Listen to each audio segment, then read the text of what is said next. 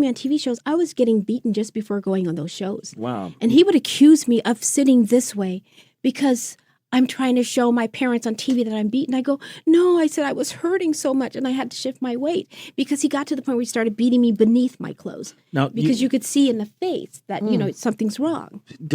You have a lot of brothers. I do. You never I do. thought to call your brothers for protection? I wasn't allowed to use the phone. I wasn't allowed to do anything. As a matter of fact, when we lived in France, I was always locked in the house. You have the key where you can lock the person inside. That's what he would do.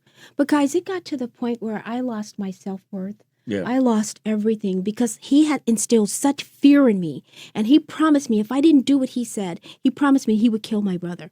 And that's what he was holding against me constantly. You better say this, you better do this, or he's dead. And I knew that it was true. He would do it. And the reason I knew that is because in New York, when I lived there, we didn't live on Mulberry Street, but when I say live here, we were always on Mulberry Street. He was friends with all those guys. I knew John Gotti. I knew them all. Yeah. I knew every last one of those Mafia guys. And I knew that he would do that because I had seen things. But the fact of the matter is when I did finally leave him, I had never seen so many FBI agents. They flew out to Las Vegas to meet with me. They said it's very important. It was about five of them at one time. They flew me to New York. I had meetings with them when I was here in New York, another set of agents, FBI agents. So whatever was going on, I didn't know, but they drilled me for hours. And they said, we know you're innocent. We've been bugging everything. We've been doing this the entire time you're with this man. We know what really goes on with the families. We know that you're not involved in the mafia. Yeah. He was strongly involved in all of that. And I feel like I can speak about it now. I don't know why, but I am. And they never said not to tell. But the fact is that... That's a good point. They didn't say it. So. I'm thinking it now as I speak to you. They never said not to tell. But the fact is when I think about it, I was in such danger. And they would tell me things they would say. I go, no, I don't know who... Because I was always told with them, you don't know anything about anything. Because they would call me the kid. They would say, well, the kid talk. I would be in the room like, you guys are the mafia. And I'm sitting here with all these guys like I'm the only girl like this. And they go with the kid talk. And he said, nope, the kid won't talk. I was the kid because they were old men, older. And this went on and on and on. And so when the FBI agents, when they all met with me, they would say, where were you on this date? I don't know. Do you know John Gotti? No. Do you know this guy? No. And I did this for 3 days, guys. Yeah.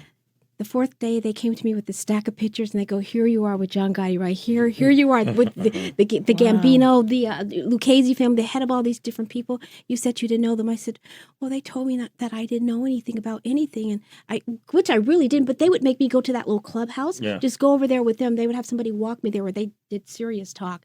But anyway, to make a long story short, they told me you're innocent. We know that. We know you've done nothing. But they said, did you know that when you were in certain countries that they would mention, Turkey, I think it was once, and Switzerland, did you know that they were smuggling drugs through you and diamonds? I said, you're kidding. I didn't know any of that. Yeah. Because this is before 7-Eleven, 9/11. 9/11, yeah. 7-Eleven been around for a while. This is before 9/11. So when I used to get on the plane, they used to just walk me right on through the back of the plane, the tarmac. Right. The car would drive me there, and I'd go up the stairs and get on the plane. So I guess he was clever enough to tell all these guys, they never search her. So then because I always wonder when I would go to countries, why was it that 6 mafia guys would come back with me to New York? Yeah. It's like, well, why did they come on the last day? They would do that and come back. But that's what they were doing, and I had no clue. And see how dangerous that was? They put an innocent person in danger. You never know it. You know, I always believe, and you're here today, and you picked up your life. Yeah. People care about you. And so I would see you in those situations years ago and wonder what is going on with her. People thought you were doing drugs. People thought, has she lost it? Right. But now that I know you were under that distress. And then you're here today to celebrate being with Oprah Winfrey, this new show. It's 10 p.m. on Saturday nights on the OWN network. Yes. What was the learnable moment?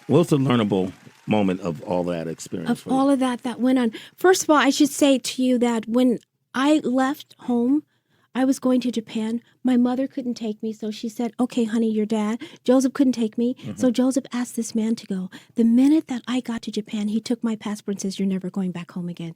I was extremely religious. I was a Jehovah's Witness. Yeah. I was naive. I didn't know anything about the world because my association was with my family and Jehovah's Witnesses. And he took advantage of that. I thought when you say something out of your mouth, you're telling me the truth. And he did nothing but lie. He was the biggest con artist ever. But the memorable moment is what you're saying right now is that I am so blessed and so happy to be here today.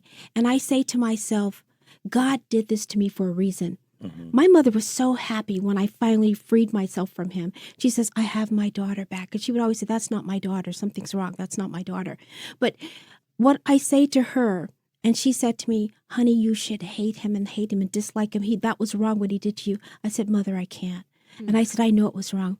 I said, because if I harbor hatred in my heart, I'm only hurting myself. Mm-hmm. I said, I never want to see him again, but I want to tell you something. I think God sent this worst person to be with me to teach me a lesson because I was so naive. He wanted me to know that if this happens to you again, it's your fault. So I'm going to give you the worst person. So I think I had to go through what I went through in order for me to be right here with you guys today. There it is. LaToya Jackson, ladies and gentlemen.